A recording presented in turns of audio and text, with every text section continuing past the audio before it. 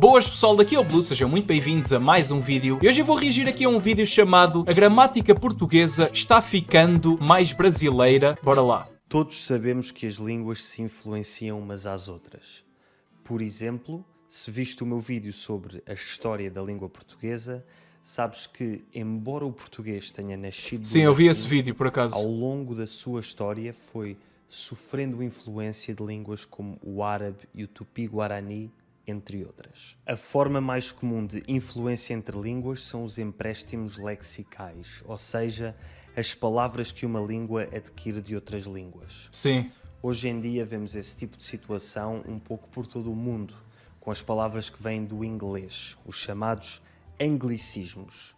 Palavras como software, marketing, benchmark, etc. Mas a influência de uma língua sobre outra... Bem, é assim, o inglês, aqui em Portugal, o inglês tem uma influência enorme no dia-a-dia, ok? Pelo menos nas pessoas mais novas, tipo o pessoal da minha geração e assim. E eu próprio também faço isso várias vezes. Eu aqui no YouTube tento não fazer isso, mas no dia-a-dia eu digo muitas palavras em inglês, às vezes frases inteiras até, porque é do hábito. Tipo, como eu estou muito acostumado a ver muita coisa em inglês, o meu cérebro acaba por misturar tudo, é meio complicado. Às vezes até esqueço-me de como é que se diz certas palavras em português e só sei dizer em inglês. É muito estranho mesmo. Mas eu acho que isso acontece sempre quando as pessoas são bilíngues, ou mais do que bilíngues, né? Poliglotas. Eu acho que isso acontece. O cérebro acaba por confundir às vezes as palavras, mas eu noto que aqui em Portugal, nas pessoas mais novas, isso acontece muito. E também com palavras do Brasil, também acontece bastante, é verdade. não se manifesta só em empréstimos de palavras. Também se manifesta a nível da gramática. Sim. E, por vezes, até da fonética. Por exemplo, acredita-se que este R, que eu e a maioria dos portugueses pronunciamos como... Há pessoas que dizem R, não é? Só que isso é muito estranho. Há pessoas que dizem, sei lá, em vez de recordação, dizem recordação. É muito estranho, mas a maior parte das pessoas hoje em dia já não diz assim, não é? Se estivéssemos a engasgar, tenha aparecido por influência do francês, algures a partir do século XVIII. Faz E sentido. tal como uma língua pode influenciar outra diferente, também variantes de uma mesma língua se podem influenciar entre si. No vídeo de hoje, vamos ver como é que o português do Brasil está a influenciar o português de Portugal e porquê. Porque é que o Começamos Brasil é tão pelo influente? Porquê é que Ok. o português do Brasil tem tanta influência na forma como falamos em Portugal? Por onde é que começo? O Brasil é o quinto maior país do mundo a nível de área. Exato, é assim, eu vou-me adiantar aqui, eu não sei se ele vai falar sobre isto, mas a internet é um fator incrível, ok? Tipo, eu acho que antes da internet o português brasileiro não era tão comum em Portugal, era mais na música e nas novelas, mas hoje em dia, por causa do YouTube, do Instagram, das redes sociais em geral, as pessoas aqui em Portugal estão muito expostas ao conteúdo do Brasil, porque como o Brasil é o país de língua portuguesa com mais falantes, com mais habitantes, é normal que quando se procura algum conteúdo em português, há uma grande probabilidade desse conteúdo ser do Brasil. Então as pessoas acabam por ficar muito expostas aos conteúdos do Brasil. Isso aí faz todo o sentido, na verdade. E o sétimo maior a nível de população. Dos cerca de 240 milhões de falantes nativos de português que existem no mundo, quase 90% são brasileiros. Pois é. E apenas cerca de 4% são portugueses e os restantes distribuem-se pelos outros países de língua oficial portuguesa. O Brasil é o colosso do mundo lusófono. Exatamente. Disso não há dúvidas. E, portanto, é perfeitamente normal que tenha uma influência cultural desproporcionalmente grande sobre os restantes países de língua portuguesa. Esta influência do Brasil é sentida não só em Portugal, mas em todos os países de língua portuguesa. E também não é um fenómeno novo. Existem imensas palavras de origem brasileira que utilizamos há séculos, como canoa, capoeira, caju, mandioca, carioca, tapioca. Ok, capoeira, por exemplo, eu não sabia, mas mandioca e caju faz sentido. A própria forma da palavra faz lembrar línguas indígenas, Ou não é? maracujá. Maracujá, A sim. verdadeira questão é: porquê é que esta influência linguística do Brasil sobre Portugal se tem tornado tão importante nos últimos anos? Porquê é que só hoje em dia é que se escrevem artigos de jornais alarmistas sobre crianças portuguesas que... Eu lembro-me disto, isto foi uma polémica enorme há uns tempos. O Diário de Notícias, que para quem não sabe é um jornal muito famoso aqui em Portugal, publicou um artigo a dizer que as crianças portuguesas estavam a falar brasileiro. Primeiro que esse brasileiro, isso não existe, não é? É português. Basicamente porque as crianças consumiam muito conteúdo no YouTube, na internet em geral, mas mais no YouTube, de youtubers brasileiros. Mano, isso é normal, tipo, eu não vejo grande problema com isso. Eu acho que é mais um alarmismo do que outra coisa. É basicamente sensacionalismo barato. Mas é verdade que isso de certa forma acontece um pouco, mas é natural, tipo, isso sempre aconteceu com as línguas. O português, desde a sua origem, pelo que eu sei, sempre foi influenciado por imensas línguas diferentes e é normal que agora seja influenciado por uma variante da mesma língua que é mais falada. É normal. A internet fez com que isso acontecesse de forma muito acentuada, mas é a natureza das coisas. Eu acho que não vale a pena estar a tentar lutar contra isso e também não acho que de repente, de um dia para o outro, vamos começar a falar como no Brasil. Isso não é assim que funciona. As coisas não funcionam assim. As pessoas é que são demasiado alarmistas e às vezes só por causa de um caso ou dois de alguma palavra que se começou a usar, as pessoas pensam que isso vai dominar completamente o português europeu. Isso não vai acontecer, ok? Pelo menos não brevemente. Ou não, falam brasileiro? A resposta é simples. Antigamente tínhamos um enorme oceano a separar o Brasil de Portugal e dos restantes países lusófonos. Mas na última década essa distância foi superada graças à internet. Exatamente, foi o que eu disse. Graças à internet, todos os portugueses estão agora expostos ao português do Brasil de uma forma nunca antes vista. Mas antes de te contar as consequências que isso tem, quero primeiro explicar-te como é que tu podes usar a internet para aprender qualquer língua que queiras, graças ao patrocinador do vídeo de hoje, o italki, ou qualquer outra língua. Eu nasci nos anos 90 e quando eu era criança só se ouvia português brasileiro na ocasional canção que passava na rádio ou na ocasional telenovela que dava na televisão. Pois é. Mas hoje em dia toda a gente tem um smartphone. A primeira vez que eu ouvi sotaque brasileiro, provavelmente foi numa novela. Eu acho que foi, provavelmente. Porque era aí, era basicamente nas novelas e nas músicas que se ouvia mais. Ah não, mentira. Eu lembro-me também, porque eu tenho alguns familiares no Brasil, eu lembro-me também de os ouvir falar.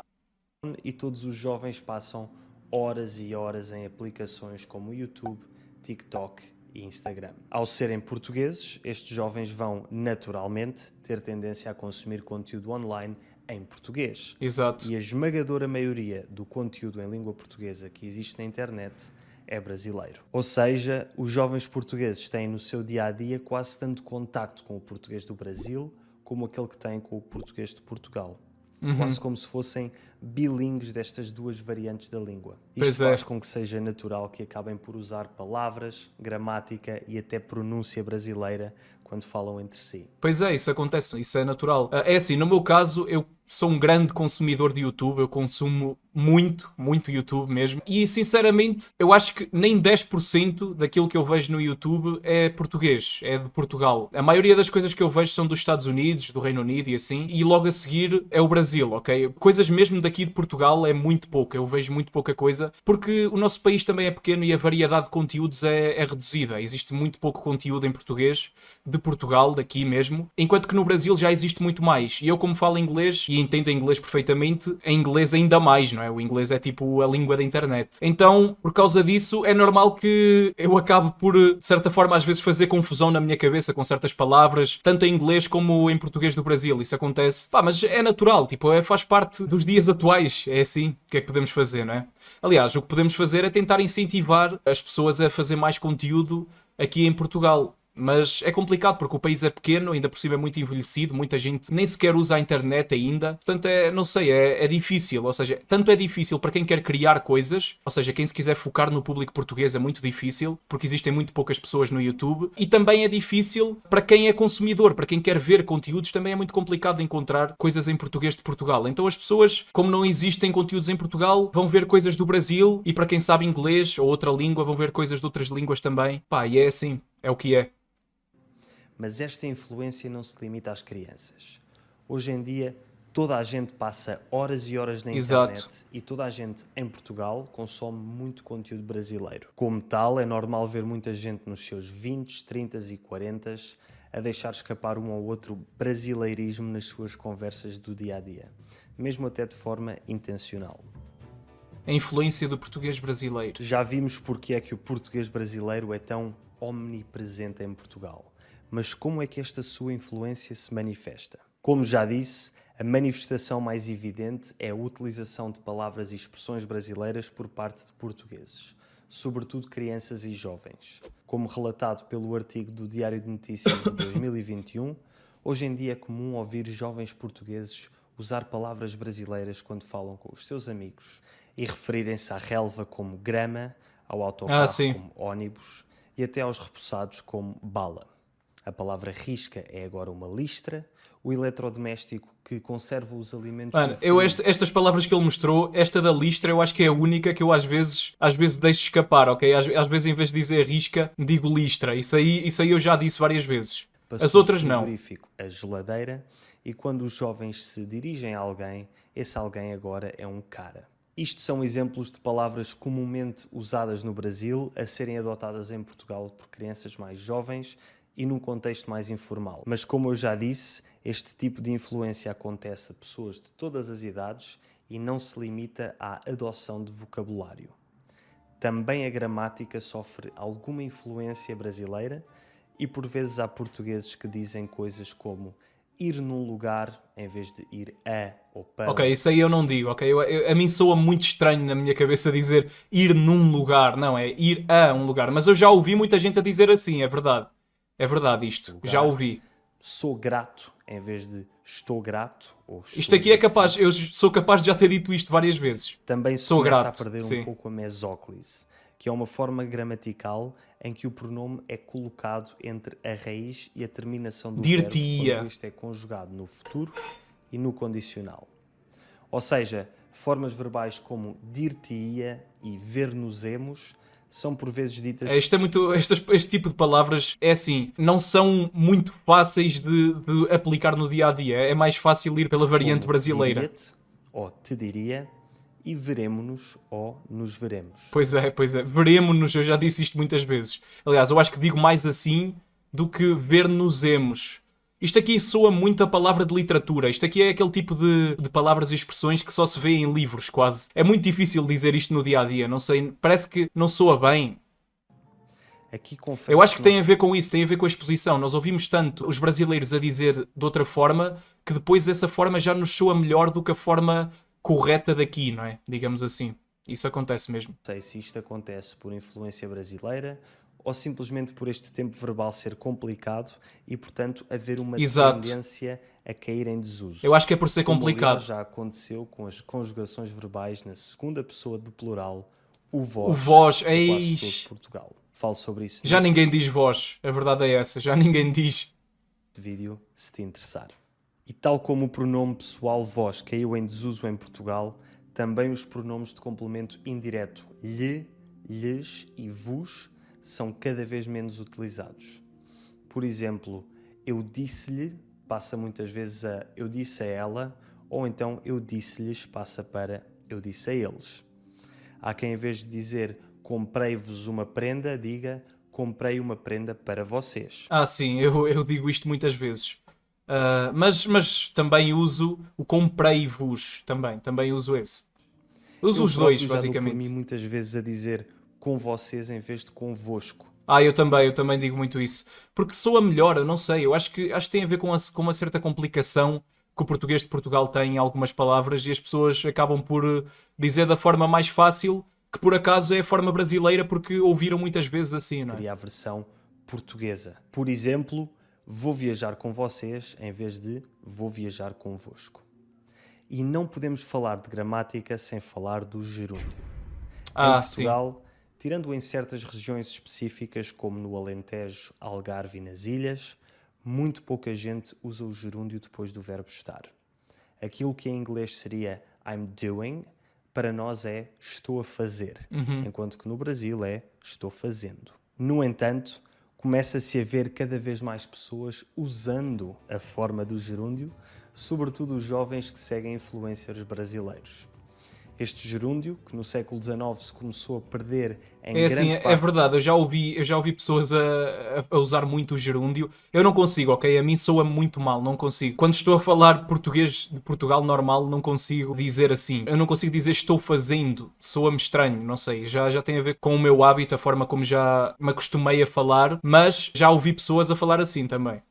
Portugal parece estar a regressar graças à influência brasileira pela internet. Já sei que este vídeo vai provavelmente atrair muitos portugueses que se vão queixar de que o português está a ser desvirtuado pela forma de falar brasileira e muitos brasileiros que vão dizer que o português É brasileiro... assim, eu sou português e eu não acho de maneira nenhuma que seja desvirtuado ou algo assim, porque é natural, as línguas estão em constante mudança, todos os idiomas são assim, não existem idiomas, pelo menos eu não acho que existam, idiomas que fiquem sempre fiéis e nunca mudem. Os idiomas mudam com o passar dos anos e isso é natural, nós temos que aceitar, porque quem decide a maneira correta de falar não é algum linguista ou algum escritor de dicionários ou qualquer coisa assim, não são essas pessoas que decidem como é que é correto falar. Quem decide isso é o povo, são as pessoas que falam no dia a dia. Portanto, se alguma coisa, alguma expressão se começa a utilizar muito todos os dias, essa passa a ser a expressão correta. É assim que funciona. Portanto, sempre foi assim, sempre será assim. Não vejo porque é que temos que lutar contra isso. Sinceramente, não acho que isso seja necessário.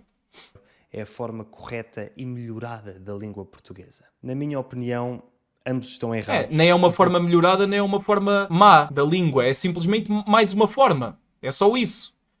Nem todas as coisas têm que ser boas e más. É simplesmente mais uma forma da língua. A língua está em constante mudança, como eu disse. É isso. Proponho outra forma de ver as coisas. Existem muitas formas de falar, muitos sotaques e expressões regionais dentro de uma mesma língua, sobretudo uma língua global como o português. Como tal, o melhor que podemos fazer é continuar a aprender mais sobre a nossa própria língua e procurar adaptar a nossa forma de falar de acordo com o contexto em que nos encontramos. Por exemplo, eu falo de uma determinada forma quando estou com os meus amigos, falo de uma forma um pouco diferente num contexto Exatamente. formal e quando falo com brasileiros também falo de forma diferente, tentando adaptar o meu vocabulário para que me entendam melhor. Se fores português ou portuguesa, diz-me nos comentários se já deste por ti a usar expressões ou gramática brasileiras, de forma intencional ou não intencional. Muitas vezes, e normalmente de forma não intencional. Simplesmente acontece. E é isso, faz parte da língua. A história do português brasileiro. Oi pessoal, aqui é a Virgínia. Hoje você vai aprender um pouco sobre a história do português brasileiro. Ok, Como bora lá. a língua portuguesa evoluiu do latim até chegar ao que falamos hoje no Brasil. Vamos falar sobre isso. Vamos então falar um pouco sobre a história da língua portuguesa, como este idioma surgiu, como ele evoluiu do latim ao português moderno, falado nos dias de hoje. A história da língua portuguesa remonta ao século III a.C., quando a Antigo, hein? Século III antes de Cristo, mano. Muito tempo atrás. Muito tempo mesmo. Península Ibérica foi colonizada pelos romanos. A língua Pois falada é, a língua portuguesa, tal como o espanhol, o francês, o italiano, o romeno, essas línguas todas vêm todas do latim, não é? Que era a língua que se falava no Império Romano. pelas tropas romanas era o latim vulgar, uma variação coloquial do latim clássico. Antes da chegada dos romanos, muitas línguas de origem proto-indo-europeia eram faladas nessa região.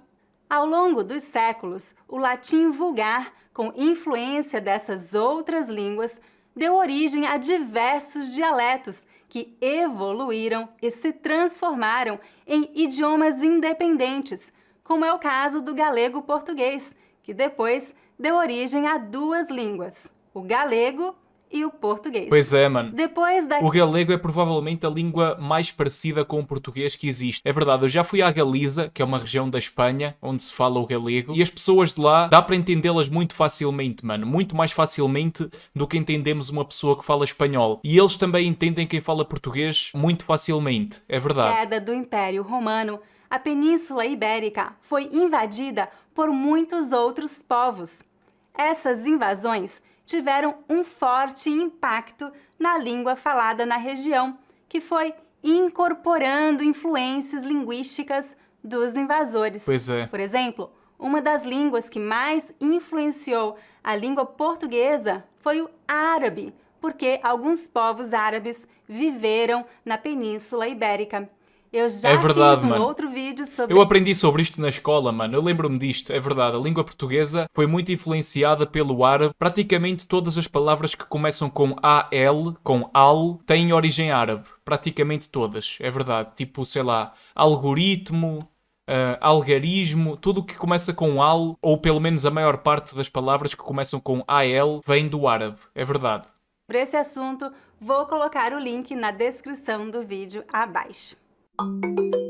Padronização do A oficialização português. do nome do idioma português ocorreu em 1290 com a inauguração da primeira Universidade de Portugal. 1290, ok? Foi quando a língua ficou estabelecida, não é? Muitos anos, mano, muitos anos. O Brasil ainda não existia nesta época e Portugal ainda não era o que é hoje. A Universidade de Coimbra, a língua acadêmica Essa é a universidade mais antiga de Portugal, a Universidade de Coimbra. no país, oficialmente, passou a ser o português. A padronização do português ocorreu no século XVI, com a publicação de obras literárias e gramáticas normativas que estabeleceram regras e padrões para o idioma escrito. Essa padronização contribuiu para a consolidação e disseminação do português como língua oficial em Portugal e nas colônias portuguesas. Pois é. A primeira gramática da língua portuguesa, intitulada Gramática da Linguagem Portuguesa, foi publicada em 1536 pelo padre Fernão de Oliveira. E o famoso livro Os Lusíadas, de Luís de Camões, foi publicado em 1570. Nós na escola, no secundário, acho que o secundário no Brasil é o ensino médio. São basicamente os 3 últimos anos de escola obrigatória que nós temos que fazer. Nós no secundário somos obrigados a estudar Os Lusíadas, de Luís de Camões. É basicamente uma das obras, se não a obra mais importante de Portugal. Então toda a gente tem que estudá-la aqui. O português pelo mundo. A língua portuguesa começou a se espalhar para outros países a partir do século XV, durante a chamada Era dos Descobrimentos Portugueses. Hoje, o português é o 6º idioma mais falado no mundo. E segundo o Instituto... 6º idioma, mano. Temos um idioma muito falado no mundo inteiro. E também é muito graças ao Brasil, não é? Porque o Brasil sozinho tem 200 milhões de pessoas. Portanto, é normal que graças ao Brasil a língua portuguesa tem muito mais falantes, não é? Mas também não se pode ignorar os outros países, como Portugal, Angola, Moçambique, Cabo Verde, Guiné-Bissau, São Tomé e Príncipe, Timor-Leste, entre outros, não é? Entre outros. Há muitos países que falam português. Camões é a 4ª língua mais falada como língua materna, ficando atrás apenas do mandarim, inglês e espanhol. Ok. Aproximadamente 260 milhões de pessoas falam português como língua materna. Só no Brasil, são mais de 200 milhões. Ok, então são 200 milhões no Brasil e mais 60 milhões nos outros países, não é? Em Portugal são só 10 milhões, nós somos poucos, infelizmente. Mas é a vida, não é? Às vezes até dá jeito ter um país pequeno, também. É mais fácil de governar e tal. Então, não sei, acho que também tem vantagens. Falantes nativos. Atualmente, o português é a língua oficial de 9 países em 4 continentes. Portugal, na Europa, Brasil, na América do Sul, Angola, Cabo Verde, Moçambique, Guiné-Bissau, Guiné Equatorial e São Tomé e Príncipe, na África, e Timor-Leste, na Ásia. Além desses países, o português também é falado por uma parte da população em outros territórios pelo mundo, como em Macau, na China, Goa da Mão e Dil, na Índia, Malaca, na Malásia, Ilha das Flores, na Indonésia, Batticaloa, no Sri Lanka e Ilhas ABCs, no Caribe. Pois é. Vamos agora falar sobre a história da língua portuguesa no Brasil. Ok, aqui começa a parte que eu não sei. Aqui é a parte que eu não conheço, porque até aqui eu basicamente aprendi tudo na escola. Nós somos obrigados a estudar estas coisas aqui em Portugal. Agora, daqui para a frente eu não sei, não é? Porque isto aqui já é específico do Brasil. Como você sabe, antes da chegada dos portugueses ao Brasil em 1500, O território brasileiro era habitado por muitas nações indígenas. Naquela época, Pois é. centenas de línguas eram faladas nessa região. E ainda hoje existem muitas línguas indígenas faladas no Brasil. Como era de se esperar, o idioma trazido pelos colonizadores foi enormemente influenciado pelas línguas faladas pelos nativos do chamado Novo Mundo. Língua geral. Uma coisa muito interessante que aconteceu no início da colonização do Brasil foi a criação de uma língua chamada língua brasílica, ou língua geral, uma mistura entre o português e o tupi, língua falada pelos tupinambás, que eram os povos indígenas que habitavam o litoral do Brasil. Essa língua franca foi criada pelos jesuítas com o intuito de melhorar a comunicação e a conversão dos povos indígenas ao catolicismo. Eu acho que Uma já ouvi outra falar desta língua. Eu acho que já ouvi falar disto, é verdade. Mas depois parece que esta língua não foi para a frente, não é? Acho que por causa de Portugal, acho que o governo de Portugal na época proibiu essa língua, não sei, houve qualquer coisa. Eu sei que essa língua não continuou até aos dias de hoje, pelo que eu sei. Variação da língua geral chamada Nhengatu, ou língua geral amazônica, também se desenvolveu no norte do Brasil. Esta língua ainda é falada por alguns indígenas Ok, então a versão amazónica ainda existe. até hoje.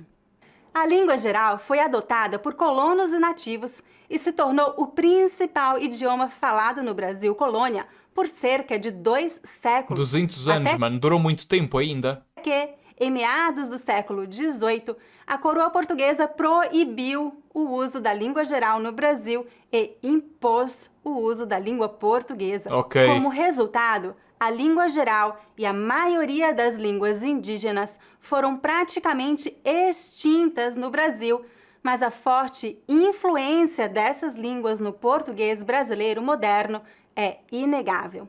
Muitas palavras... Faz sentido. Ok, então mas se a coroa portuguesa na época não tivesse proibido a língua geral, hoje em dia o Brasil falava outra língua completamente diferente, não é? Não ia falar português como fala.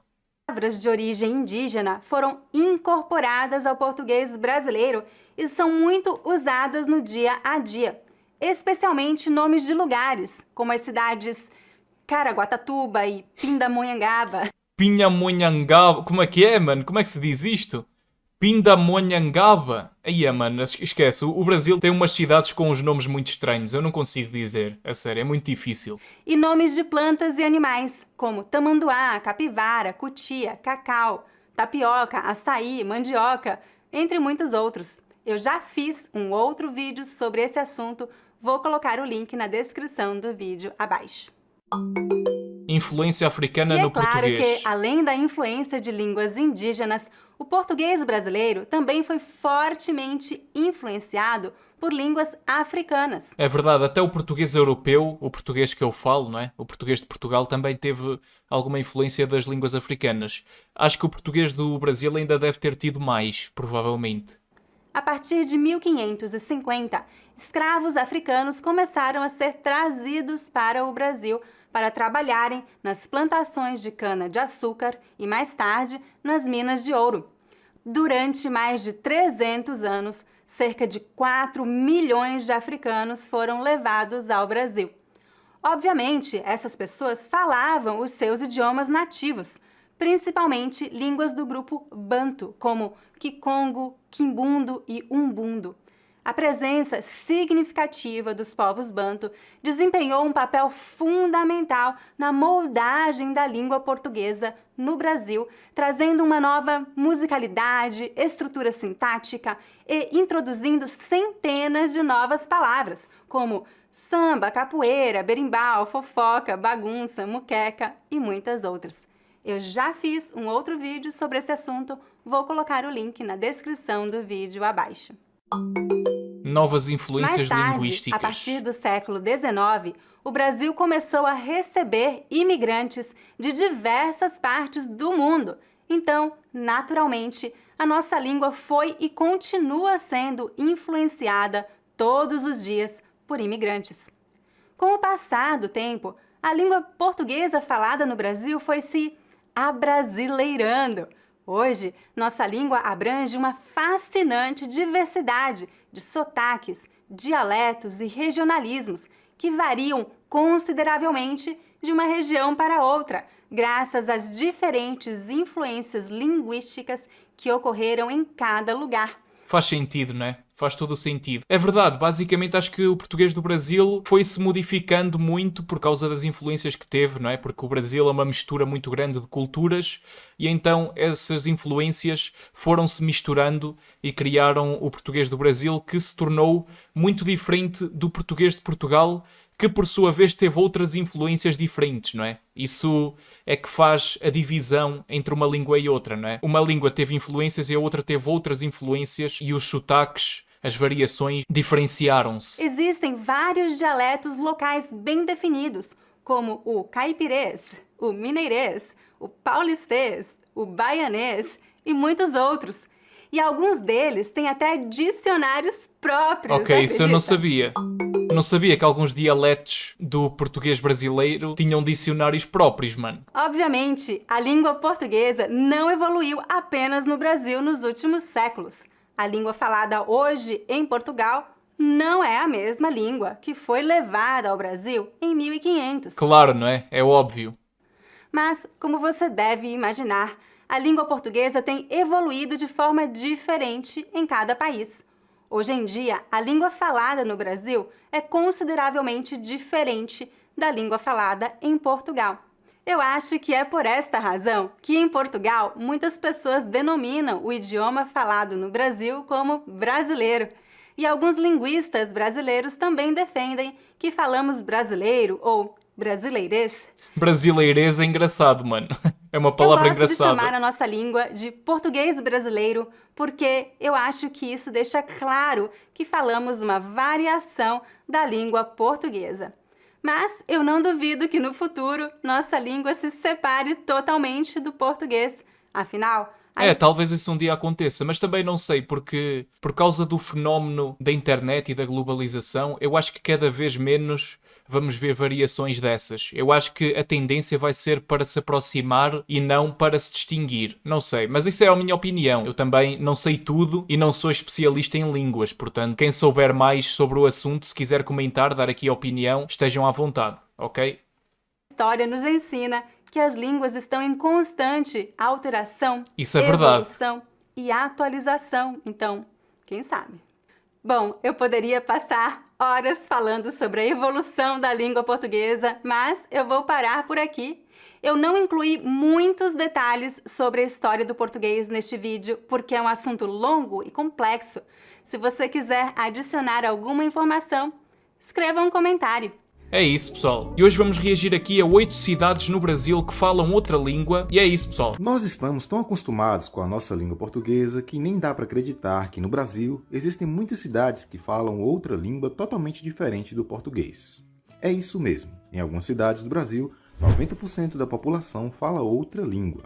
Então, se você quer descobrir quais são esses lugares, continue comigo até o final desse vídeo, porque a última cidade da nossa lista é a mais surpreendente. Mano, isto é uma coisa muito estranha, ok? Porque eu acho que o Brasil é dos únicos países, tal como Portugal, que a grandíssima maioria das pessoas fala português. Quase toda a gente. Por exemplo, em Moçambique, em Angola, na Guiné, noutros países de língua portuguesa, o português é utilizado, mas também há outras línguas que são utilizadas para além do português. E que são muito utilizadas para além do português. Na Guiné, se eu não me engano, acho que só uma minoria é que fala português, apesar de ser a língua oficial. Por isso é que eu acho que é meio estranho ouvir falar agora disto, porque eu não sabia que no Brasil havia outras línguas. Provavelmente, acredito eu, que sejam línguas minoritárias, talvez algumas línguas indígenas, provavelmente. É o que eu acho. Bora lá ver. Vamos lá ver se é isso mesmo. Pois ela é a única no Brasil que possui 3 línguas oficiais além do português. 3 línguas? Que cidade é essa que tem 3 línguas oficiais para além do português, mano? Tem 4 línguas então, ao todo? Áurea.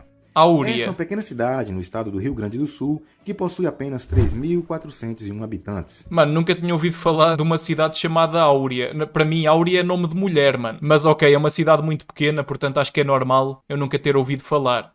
3.400 habitantes, é mesmo muito pequena. Então, para a escala do Brasil, ainda mais pequena é. e está a mais de 350 km de distância da capital Porto Alegre.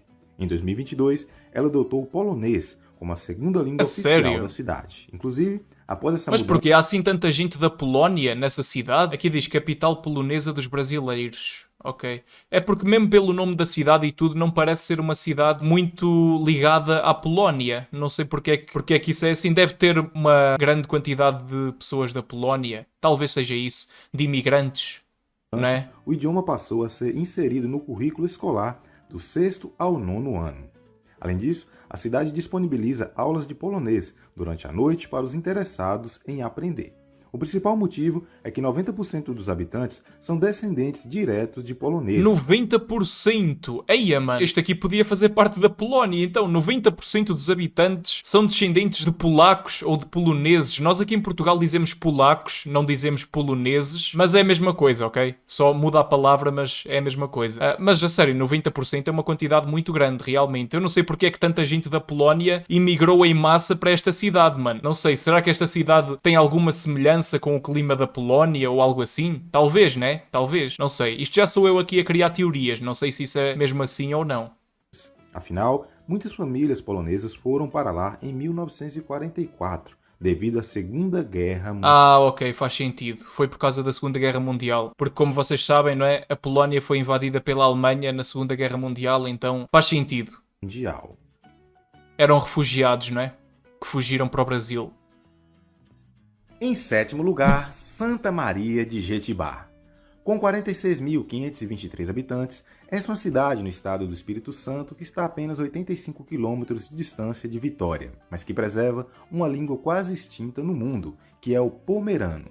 Essa é a língua original da região Pomerânia, na Alemanha, que hoje é até pouco conhecida naquele país. Ah, pomerano, é da Pomerânia, ok. Então uma língua regional na Alemanha e, pelos vistos, também passou a ser uma língua regional no Brasil. Mas que se mantém viva aqui nessa cidade brasileira. Em Santa Maria de Jetibá, cerca de 70% dos habitantes são de origem pomerana e a cidade conta com até mesmo um programa de educação escolar pomerana, que visa manter viva essa língua na cidade. Mano, isso é muito interessante. Tipo, casos em que línguas que já eram pequenas no seu país de origem foram parar a um país noutro continente super distante. É uma coisa mesmo, sei lá, o mundo tem com cada coisa, mano. Às vezes é difícil de acreditar nestas coisas, mano. Eu fico sempre pensativo sobre isto. Tipo, como é que estas coisas foram acontecer? Como é que pessoas da Pomerânia na Alemanha foram para o Brasil e a maioria todas para uma cidade e essa língua manteve-se por lá, mesmo já havendo poucas pessoas a falar essa língua na Alemanha? É muito estranho, mano. Mas existem outras cidades no estado que também falam pomerano. São as cidades Ok, há outras cidades, certo? Domingos Martins, Pancas, Vila Pavão e Laranja da Terra. Que interessante, mano. Muito interessante mesmo. Em 6º lugar, Pomerode. Localizada na Pomerode? Ok, este parece parecido com a outra língua que vimos agora. região do Vale do Itajaí, em Santa Catarina, essa é considerada a cidade mais alemã do Brasil, por preservar a cultura, construções e até mesmo a língua. Possui 34.699 habitantes. Ok, esta aqui já é mais ou menos grande. E boa parte dos seus moradores são descendentes da Alemanha.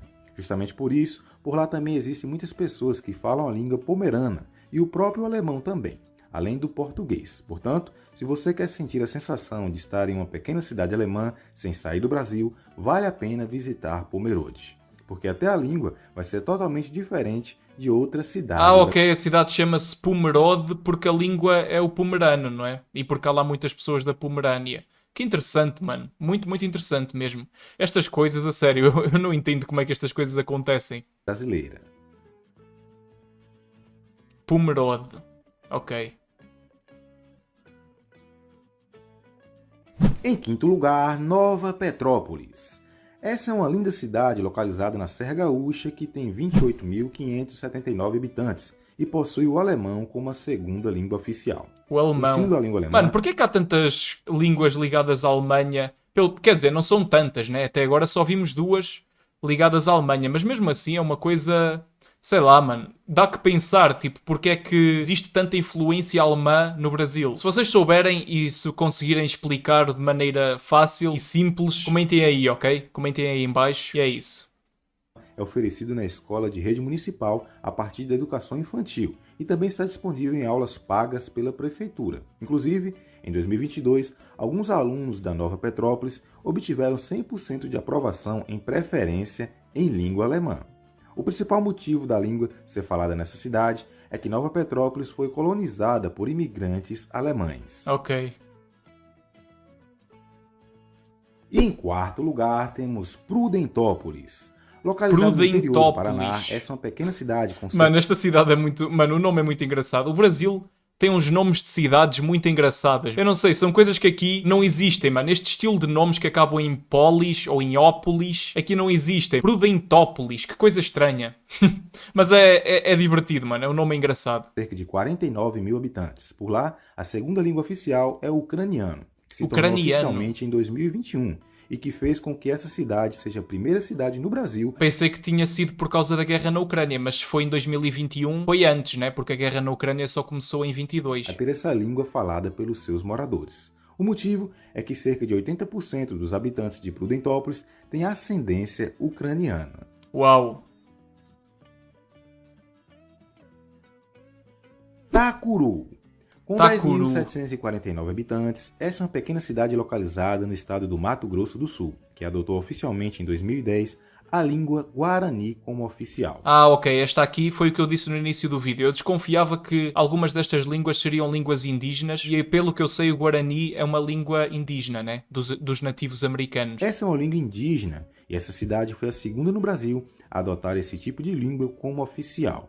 Um dos motivos é que cerca de 30% da população local é indígena e outros 30% certo. são imigrantes do Paraguai ou com ascendência paraguaia. Pois é, eu já tinha ouvido falar que no Paraguai essa língua também é oficial, não é? Junto com o espanhol. E por lá o Guarani já era bastante falado.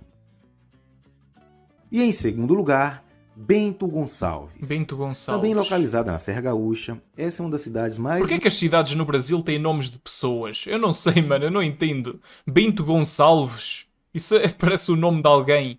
Bonitas da região e que também adotou oficialmente... Provavelmente era mesmo o nome de alguém, não é? Uma outra língua além do português. Como ela foi colonizada por italianos, a cidade possui o talian como a segunda língua oficial. Talian? Que é isso? Deixa-me adivinhar. É uma língua minoritária na Itália. Será?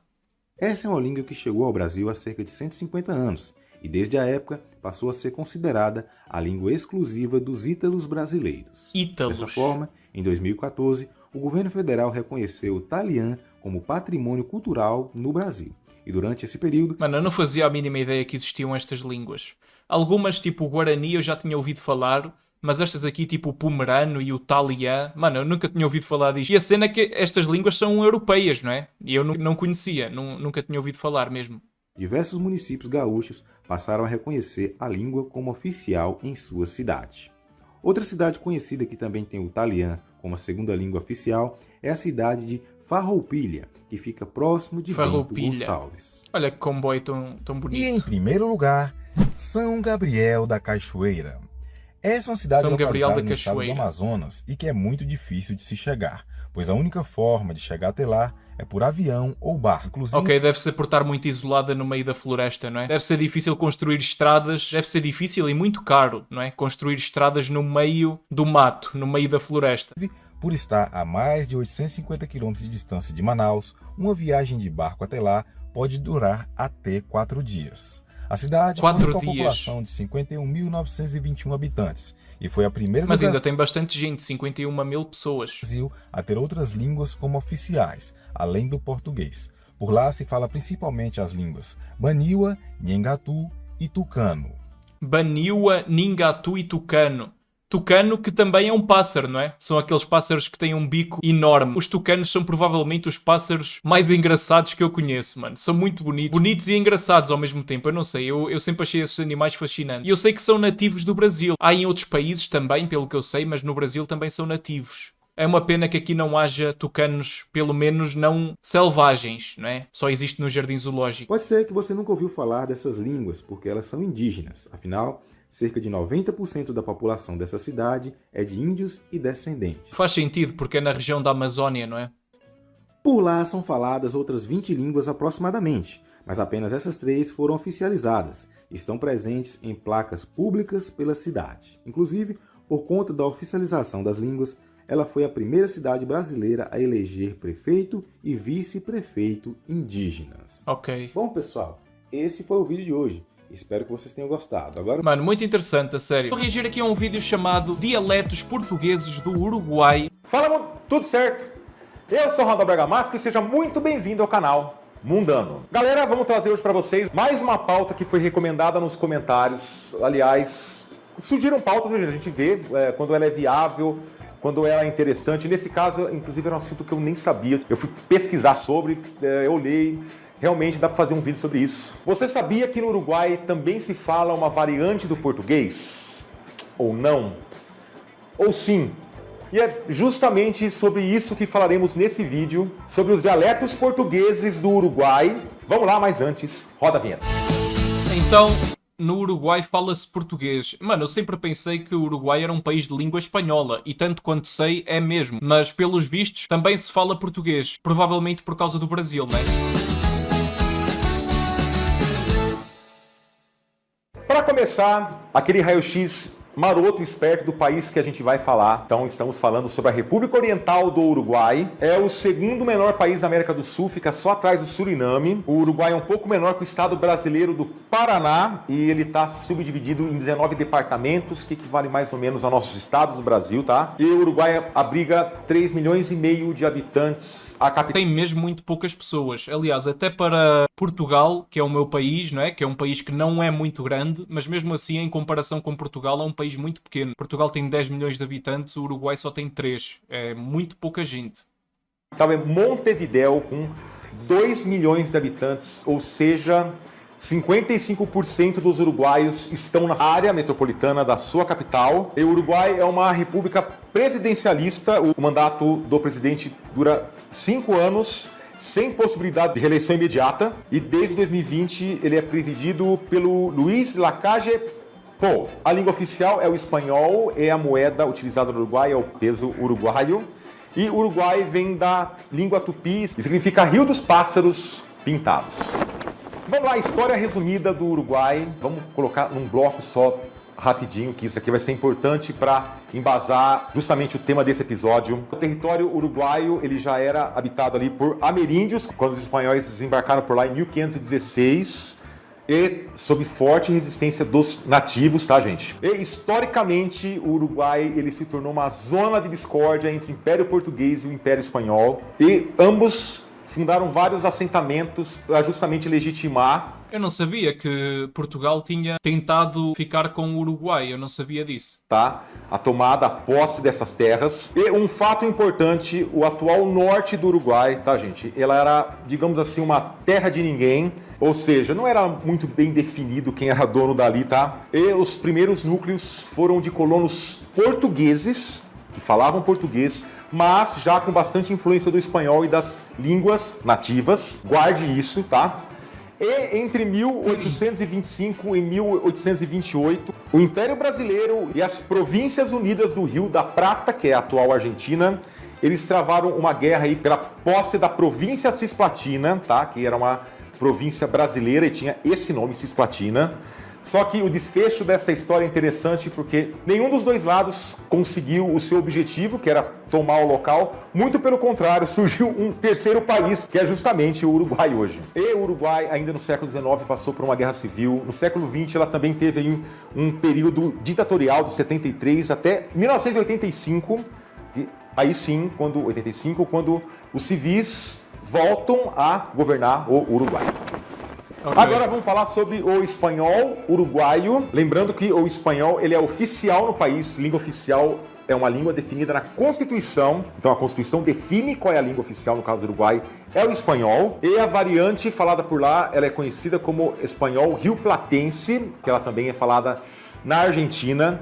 Só que mesmo na Argentina e Uruguai você tem diferenças no vocabulário, apesar de países próximos e variantes bastante próximas também. O espanhol do Uruguai, assim como o argentino, eles utilizam um recurso que é conhecido como voceo, ou seja, você usa com frequência o vos, que seria o vós em português, e não o tu ou os te que é você. É muito comum você Isso é mais ou menos comparável ao que acontece entre o português europeu e o português brasileiro, porque nós aqui normalmente usamos o tu e no Brasil geralmente usa-se mais o você, não é?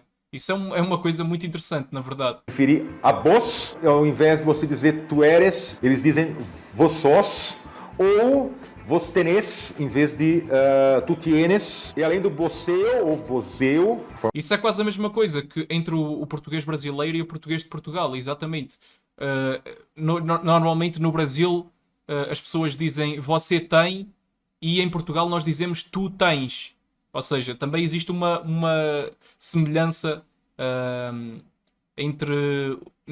também existe uma semelhança na língua portuguesa, muito interessante. Forma portuguesada. Há uma outra característica que eles chamam de jeísmo reilado, ou seja, o L ele tem o som mais ou menos de J, tá? Na Argentina também é assim, boa parte da Argentina também é assim, diferente de outros países que o L duplo ele tem um som parecido em português com o do nosso LH, tá? Então esse é o jeísmo reilado. E mesmo no Uruguai, o espanhol não é uniforme, apesar do país pequeno e pouco populoso, pode haver variações dentro do seu território, tá, gente? E uma grande curiosidade, o Uruguai é o único país do mundo que o ensino da língua portuguesa também é obrigatório, isso desde 2008. Muito interessante, não fazia ideia disso. É o único país não lusófono, ou seja, que não tem a língua portuguesa como oficial, que ensina o português nas escolas de maneira obrigatória. Muito interessante, não sabia disso. Mas isso significa que o Uruguai foi muito influenciado por Portugal e principalmente pelo Brasil, não é? Bom, antes da gente continuar, gente, por favor, peço para vocês, rapidinho, deixa um joinha pra gente. Assim você faz o YouTube recomendar mais esse vídeo. E se você não fez isso ainda, por favor, inscreva-se no canal e ative o sininho para você receber notificações de novos vídeos. Segundo as nossas estatísticas do YouTube, aproximadamente metade dos nossos views são de não inscritos, tá? Então, por favor, se você vê com frequência nossos vídeos ou esporadicamente, assuntos que você gosta mais, não tem problema.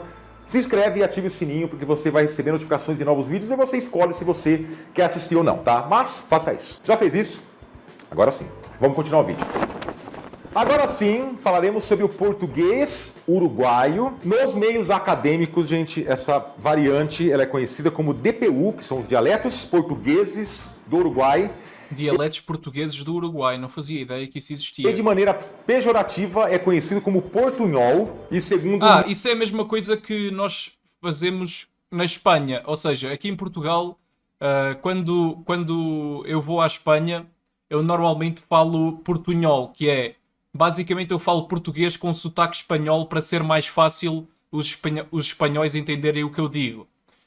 É aquela mistura de português e espanhol. Aliás, nas regiões de fronteira as pessoas falam muito portunhol, entre Portugal e a Espanha também. Ministério da Educação... Não sabia que isso também existia na América Latina, mas faz todo o sentido agora que eu penso nisso. Da cultura do país... 15% dos uruguaios falam essa variante como língua materna, ou seja, é a língua que eles falam com seus pais em casa, a primeira língua que eles aprendem, tá? Quando criança. Esses falantes de português uruguaio, eles estão localizados mais em 5 províncias ao norte do país. E a presença do... Pois é, próximo da fronteira, não é? Faz todo o sentido. DPU, tá? Vamos usar essa sigla então, dialetos portugueses do Uruguai. Ela foi documentada pela primeira vez por um linguista, o José Pedro Ronan, que ele pesquisava o espanhol do norte do país, e ele relatou que a língua que era falada na fronteira com o Brasil, ou próximo da fronteira com o Brasil, era uma mescla de português e espanhol, que nem todo falante nativo de espanhol ou falante nativo de português conseguia entender. Tinha total compreensão dessa variante, e ele notou que quando você adentra mais ao território uruguaio, há outras variações, o DPU também tem outras variações do próprio Uruguai, tá? Só que aí sim, um outro linguista, o Adolfo Elissaicin, também uruguaio, ele nomeou essa variante justamente de dialetos portugueses do Uruguai, DPU, mesmo que não tenha um consenso geral entre linguistas dessa denominação, tá, gente? E mesmo não sendo tratado diretamente como um dialeto da língua portuguesa. Então, algumas características desse português uruguaio é importante a gente ressaltar, viu, gente, que é só a forma falada nas cidades. onde se usa esse dialeto. A forma escrita é usada o espanhol, porque não existe uma forma escrita ou qualquer gramática ou qualquer regulação dessa variante. Ele é falado nos departamentos de Artigas e Ribera, onde elas são mais usadas, mas também é falado em Salto, Tacuarembó e Cerro Largo. Eu separei algumas palavras aqui do DPU, logicamente é a forma falada escrita, tá? A gente está escrevendo como eles falam em relação ao português e espanhol. Por exemplo, no português uruguaio, no DPU, eles usam a palavra papa, que em português é batata, em espanhol também é papa. Em DPU, essa é a palavra peixe, que parece mais com peixe em português e é pez em espanhol. Cisco em DPU, que em português é lixo, em espanhol é basura. Olho em DPU, que é olho em português e orro em espanhol. É interessante porque é mesmo uma mistura das duas línguas. Muito interessante. As palavras basicamente são misturadas entre as duas línguas. Pel em DPU, que é pele em português e piel em espanhol. Veia em DPU, que é velha em português ou vieja em espanhol. E brasileiro, que é brasileiro em português e brasileño em espanhol. E para a gente fechar, vamos falar aqui sobre a Fronteira da Paz, La Frontera de la Paz, que é um trecho da divisa do Brasil e Uruguai entre as cidades de Ribera, ou Rivera, que fica no Uruguai, e Santana do Livramento, que fica no estado do Rio Grande do Sul, aqui no Brasil. E esse principal símbolo é uma praça internacional, tá, gente? É a única praça binacional do mundo. A divisa ela passa no meio, então uma parte do Brasil, outra parte é do Uruguai. Muito interessante, é uma praça que pertence aos dois países, está dividida. Foi inaugurada em 1943, em plena Segunda Guerra Mundial. Nessas cidades é muito comum, numa mesma família, você ter brasileiros e uruguaios, ou pessoas com dupla nacionalidade. E há pessoas que moram do lado e trabalham do outro lado. E é comum as pessoas falarem em espanhol e a outra responder em português, ou vice-versa. E além, lógico, da presença aí do DPU, que aquela versão, aquela variante é conhecida como riverdense ou portunhol de Rivera, que é uma variante que quase todos entendem dos dois lados. Então, tá aqui uma curiosidade para vocês, um pouquinho aí sobre o DPU, os dialetos portugueses do Uruguai. E chegou ao fim mais um vídeo do Mundano. Eu gostaria muito de agradecer se você chegou até aqui. Mano, muito interessante este vídeo. Hoje eu decidi ler aqui umas frases com sotaque brasileiro, umas frases típicas do Brasil. E é isso. Se ainda não são membros aqui do canal, já sabem, se quiserem e se puderem dar uma força, cliquem no botão Seja Membro e vejam aí os benefícios. E se me quiserem seguir nas redes sociais, está tudo aí no primeiro comentário fixado. E hoje eu decidi ler aqui, como eu já disse antes da intro, frases brasileiras, ou digamos que expressões brasileiras, e eu vou tentar imitar tanto quanto sei o sotaque do Brasil. Eu sei que não existe apenas um sotaque do Brasil, eu sei que isso depende de região para região, mas eu vou tentar imitar o melhor que eu conseguir dentro daquilo que eu ouço, porque, como vocês sabem, eu consumo muito YouTube brasileiro, eu vejo muitos vídeos de youtubers brasileiros, portanto eu tenho algum conhecimento, digamos assim, de como é que os brasileiros falam, para não falar que eu também conheço algumas pessoas brasileiras pessoalmente, então eu acho que consigo imitar mais ou menos o sotaque brasileiro. Mais ou menos, mais ou menos, mais ou menos. É isso que eu quero tentar, ok? Desde já, este vídeo é uma brincadeira, portanto não fiquem chateados por alguma coisa que eu diga mal. E é isso. Sem mais demoras, vamos lá então aqui começar pelo começo, né? Geralmente começa-se pelo começo. E a Manu Correia comentou: "Tamo junto, meu chapa, é nóis." Isto, se fosse em português de Portugal, seria tipo: "Tamo juntos, meu chapa, é nós." Se fosse tipo com sotaque português, mas supostamente é: "Tamo junto, meu chapa, é nóis." É nóis, né? O que é que vocês acham? Digam aí. Eu não sei imitar isto, ok? Eu vou tentar o melhor que eu conseguir, mas não prometo nada. Vamos lá. O Daniel 2 comentou: "Tamo junto, pai. Aqui é nós na fita. Aqui é nós na fita, mano. Tamo junto aí, tá ligado qual é que é o bagulho? Muito doido aí, mano. A gente está tentando imitar sotaque brasileiro. Eu não sei se eu tô conseguindo, mas eu tô tentando. E isso que importa, né? Eu não sei o que é que eu tô a dizer, a sério." Reinaldo Ramos comentou: "Suave na nave, meu parceiro. Suavão aí na massa, mano." Tamo aí fazendo vídeo pro YouTube, cara. Máximo respeito a toda a gente aí, mano. O Lucas Souza comentou: "Ô cabra safado, vou lhe sentar se..." Difícil esta. "Ô cabra safado, vou lhe sentar chibata." Mano, como é que é isto? Espera. "Ô cabra safado, vou lhe sentar chibata." Isto é uma frase ameaçadora. Vou-lhe sentar chibata, mano. Vou-te sentar chibata, vai arrebentar tudo, mano. Cleison Pereira comentou, sotaque paulista. Isso é tão maneiro, meu. Maneirão, mano. Tamo aí. Muito massa, cara. Tamo aí tentando falar português do Brasil, tá ligado, mano? Eu não sei se eu tô conseguindo ou não. Deixem vossa opinião aí embaixo. E é isso, mano. Estamos aí. Bora, bora. Paulo Nadson comentou. Arriégua, hoje ganhei a loteca e agora vou ficar muito estribado. Hã? Porra, mano, que raio de palavra é esta, mano? Arriégua. Arriégua, hoje ganhei na loteca e agora vou ficar muito estribado. Arriégua, hoje ganhei na loteca e agora vou ficar muito estribado. Eu nem sei o que é que isto significa. Honestamente, se vocês me puderem explicar aí nos comentários, eu agradeço, porque eu nem sequer sei o que é que significa arriégua. E também não sei o que significa estribado. Que raio de palavras são estas, mano? O Mix Ibero-Americano comentou. Se aveste não, se sente. Se aconchegue, homem. O que é aveste? Aveste deve ser tipo envergonhar, tipo não te envergonhes, senta-te, aconchega-te. Eu acho que em português de Portugal seria isso. O Imagine comentou. Eu quero ver você usar o gerúndio. Pois é, mano, no Brasil o pessoal usa muito o gerúndio, tipo, eu tô fazendo, eu tô andando, vamos indo nessa, tá ligado, mano? Eu sei que no Brasil o pessoal usa muito o gerúndio, em vez de falar eu estou a andar, no Brasil falam eu estou andando. Acho que é mais ou menos isso, né? Gabriel Kuhn Ostroga. Bah, assim complica, tchê. KKKK. Eu acho que isto aqui não são todos os brasileiros que usam, pois não? Esta cena do bah e do tchê. Eu acho que isto aqui é de alguma região do Brasil. Eu não sei qual. Se vocês souberem, digam aí. Mas eu acho que isso não se utiliza sempre. E depois finaliza com o KKKK, que é tipo a risada brasileira. O Miguel Moura comentou. Sou carioca mesmo. É biscoito não bolacha. Não, mano, eu discordo. Eu acho que, na verdade, é bolacha, não é biscoito. Sou carioca mesmo. Eu acho que no Rio de Janeiro os cariocas dizem, tipo, em vez de dizerem porta, eles dizem porta, não é? Eu acho que é isso. Sou carioca mesmo, é biscoito, não bolacha. O Servo Cristão comentou. Oxente, vice? Isto é de Pernambuco, ok? Oxente, vice? Acho que é isso. E o Y Luffy comentou pão. Eu não sei como é que se diz pão no Brasil, mas eu suspeito que também seja pão. Eu acho que isso aí é universal. Em qualquer país lusófono, qualquer país de língua portuguesa, é sempre pão. Eu acho que não há sotaques diferentes. Acho que é sempre pão em todo lado. Portanto, é isso. Pão.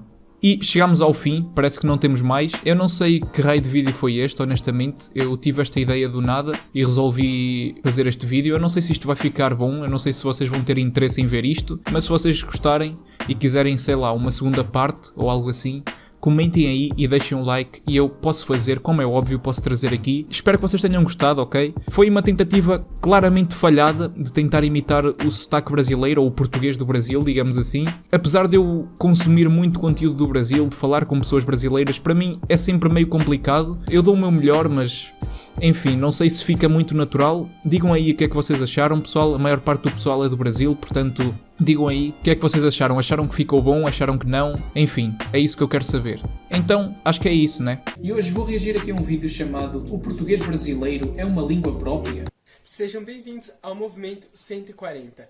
Nesta semana, nós vamos responder a pergunta. Afinal, o português brasileiro é uma língua própria? Será? Para mais conteúdos como esse, se inscreva no canal e curta o vídeo. Você também pode deixar suas sugestões ou dúvidas sobre a língua portuguesa aqui nos comentários. Todos os artigos científicos e livros usados para a elaboração desse vídeo estarão também na descrição do vídeo. Eu não pretendia fazer esse vídeo agora, mas senti que era necessário abordar essa questão por conta dos comentários que vocês deixaram nesse vídeo aqui. Se você ainda não viu, clique aqui para entender toda a história. Esse assunto é bem complexo, então é importante que você veja o vídeo até o final para entender como um todo. Ok, eu vou ver até o final. Chamar o português brasileiro só de brasileiro, como se fosse uma língua diferente do que é falado em Portugal? Essa questão é sim levantada por alguns linguistas, especificamente brasileiros, e está longe de ser um consenso. Aliás, para responder essa pergunta, nós teríamos que saber quais são os critérios que definem uma língua. Em outras palavras, o que diferencia uma língua da outra? O que faz o português diferente do castelhano, do francês, do italiano, etc.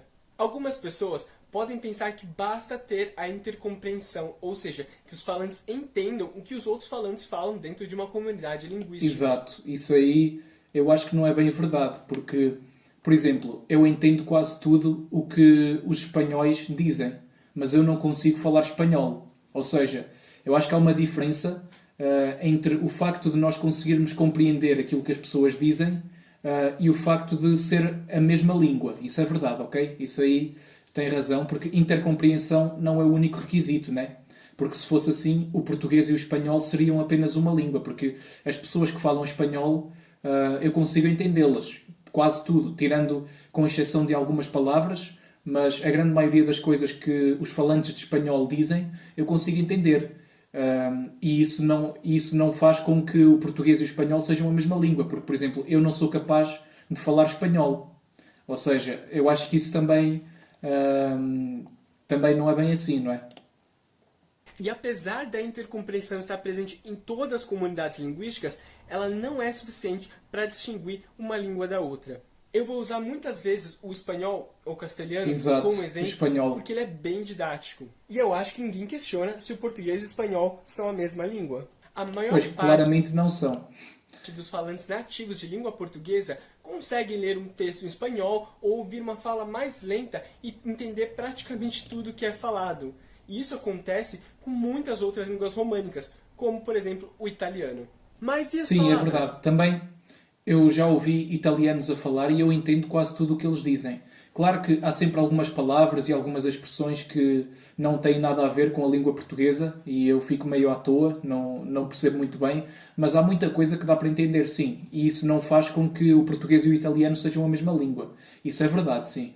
As variedades de Portugal... Mas mesmo assim, sinceramente, na minha opinião, eu acho que o português brasileiro e o português de Portugal são sim a mesma língua, porque eu acho que há muita semelhança, há demasiadas semelhanças para serem consideradas línguas diferentes. Isto é a minha opinião, não sei. Desde já, pessoal, se vocês quiserem, digam aí a vossa opinião nos comentários, mas eu, particularmente, acho que não há diferenças suficientes para, digamos, tornar as duas línguas em línguas diferentes. Eu acho que são duas variantes da mesma língua e não duas línguas diferentes. Acho, não tenho a certeza, mas, enfim. E do Brasil tem muitas palavras diferentes. Será que então esse é um bom critério? Bem, esse também não é um bom critério. E olhando para o castelhano, o espanhol, fica bem fácil de entender. O português e o espanhol compartilham em torno de 89% de seu léxico. Ok, isto aqui eu não sabia. 89%. Isto é imenso, não tinha noção. Ou seja, das suas palavras. Ou seja, a quantidade de palavras iguais nas duas línguas é muito alta, é uma correspondência de quase 100%. Exato. Fora que muitas palavras diferentes ainda são bem compreensíveis para os falantes. Para falar a verdade, os critérios que definem a autonomia de uma língua estão muito mais relacionados a fatores extralinguísticos do que fatores da língua em si. Eu já falo um pouco mais sobre isso, mas no final é como nos diz o professor Marcos Banho. O nome que se dá a uma língua é uma questão muito mais de natureza política, cultural e ideológica do que propriamente linguística. No entanto, ambas as variedades, tanto a brasileira quanto a portuguesa, são reconhecidas no campo político, diplomático e do ensino da língua como uma só. O consenso mais geral é de que o português brasileiro e o português falado em Portugal, ou seja, o português europeu, são variedades da mesma língua, cada uma com a sua norma padrão, ou norma culta, e com as suas variantes internas. Exato, exemplo... sim, é verdade. Isto aqui é, digamos que é a denominação oficial das variantes é assim, tipo, ambas são português.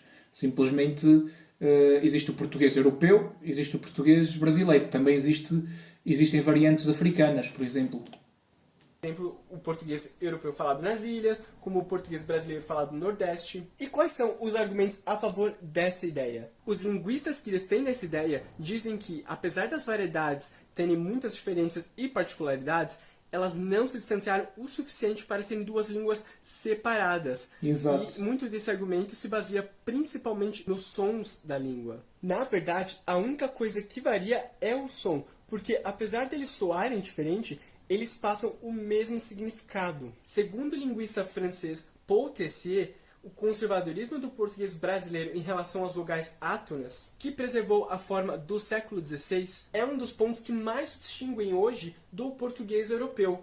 Ou seja, se no português brasileiro dizemos Maria, no português europeu dizemos Maria. Exatamente, Maria, não é Maria. Pois é.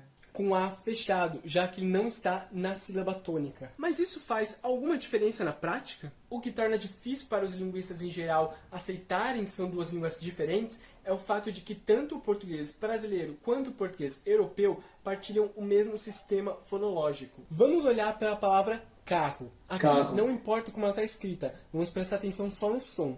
Se eu trocar o som R por B, eu tenho uma palavra cabo, fica cabo, e um cabo é algo que não tem nada a ver com um carro. Exato. Completamente diferente. Ao invés de carro, eu tenho cabo. Ou seja, esse é um dos métodos que nós temos para identificar se um som é de fato um fonema. O fonema é então uma unidade mínima de som que, quando é alterada, resulta num significado completamente diferente. A mesma coisa acontece quando eu troco o som R por R. Caro. Que torna as palavras completamente diferentes. Exato. Ao invés de carro, eu tenho caro. Em Portugal e no Brasil, nós temos formas diferentes de produzir o som do R, mas que não alteram o sentido da palavra. Então eu posso dizer carro, eu posso dizer carro e eu posso dizer carro. Eu digo carro. Carro. Não sei, eu acho que é carro. Não é carro. Nem carro. Não, é carro só. É. Eu acho que, sim.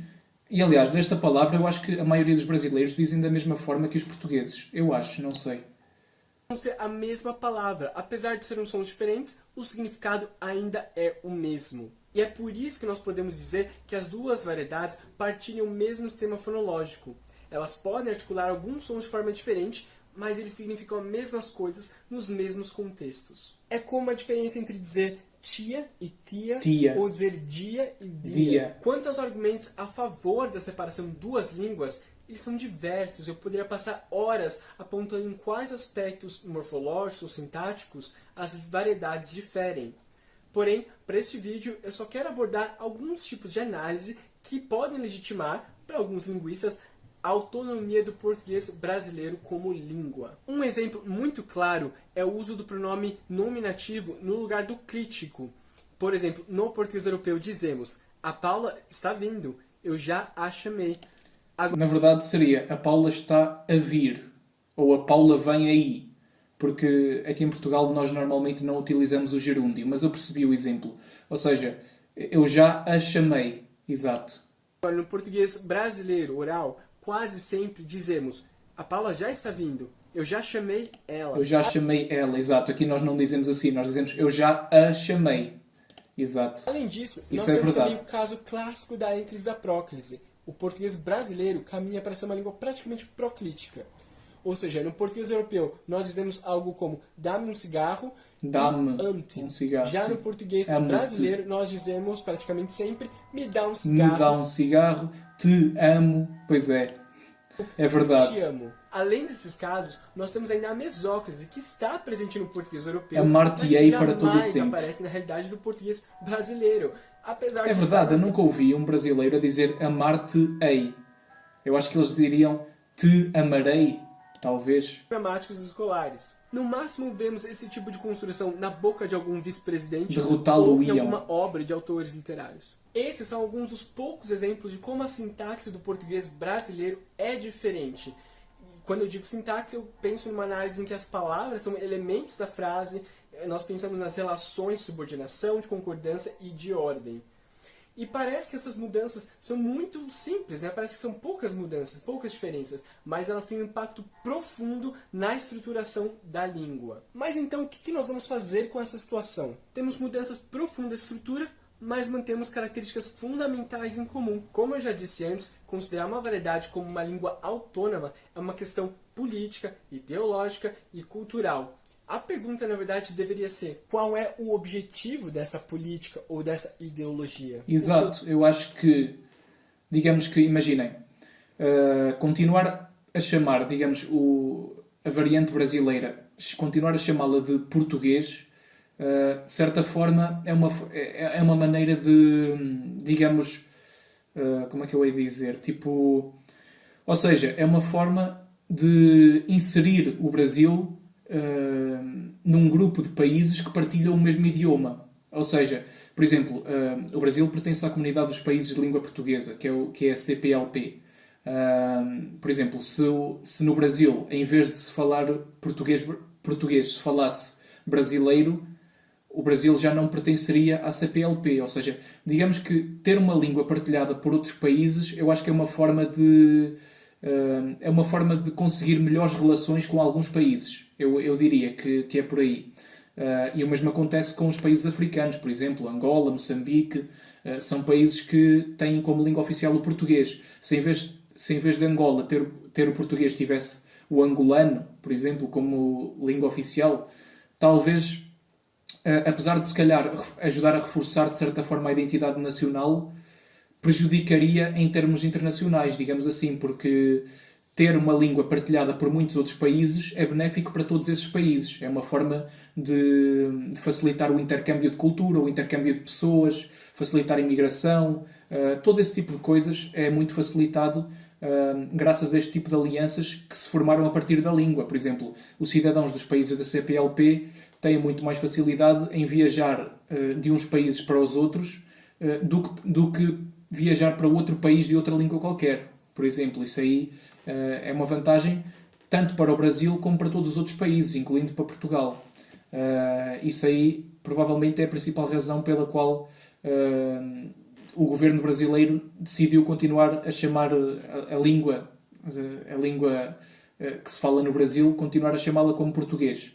Para não falar que as diferenças, na minha opinião, não são assim tão significativas ao ponto de chamá-las línguas diferentes, diria eu, não sei. O filólogo Antônio Ruais, sim, o cara do dicionário, propôs o seguinte dilema sobre o ensino da língua portuguesa no Brasil. Ou fazemos da língua natural, vernácula, aquela que aprendemos desde criança como língua materna, a língua de alfabetização, que vai reger todo o universo linguístico de uma comunidade de fala, ou fazemos dessa língua natural, com esse estatuto de instrumento de alfabetização, uma ponte para uma língua de cultura. Exatamente. Ou seja, para um português mais global, mais padrão, que é aprendido durante a fase escolar. Ruais sinaliza para a segunda opção porque ela dá mais possibilidades comunicativas entre as diferentes comunidades de fala, como por exemplo a comunidade de Portugal, a comunidade de Angola, etc. O que os colegas portugueses talvez não saibam sobre o ensino da língua portuguesa no Brasil, e o motivo dos brasileiros falarem tanto sobre isso, é que o modelo de norma padrão ensinado como forma privilegiada durante a alfabetização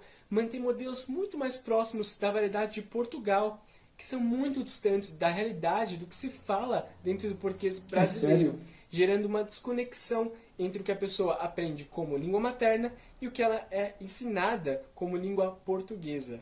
Portanto, pensando no ensino da língua portuguesa no Brasil, seria interessante pensar num modelo que reconheça e leve em conta as variedades vernaculares naturais do Brasil, mas que também mantivesse ou criasse pontes para uma forma de comunicação menos regional, mais global, mais internacional, para que nós possamos comunicar com outras comunidades também lusófonas, como Portugal, Angola, etc. E assim, eu espero nunca mais ouvir a mesma reclamação dos meus alunos sobre a inutilidade de aprender como usar a mesóclise. Muito obrigado por assistir esse vídeo até o final.